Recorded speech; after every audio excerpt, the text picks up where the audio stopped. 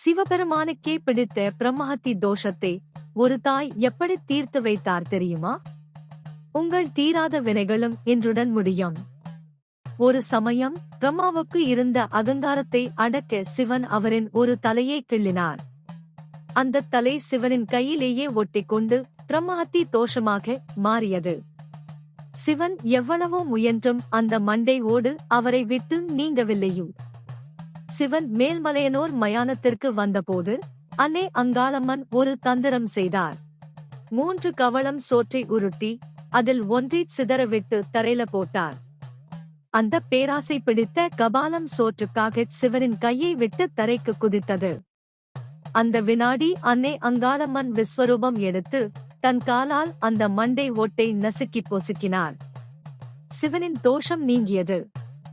அந்த தாயை இந்த செவ்வாய் மாலை வணங்குவோம், நம் கவலைகள் யாவும் தீரும். ஓம் சக்தி என்று கமெண்ட் செய்து நமது சேனலை ஒரு சப்ஸ்கிரைப் செய்து கொள்ளுங்கள்.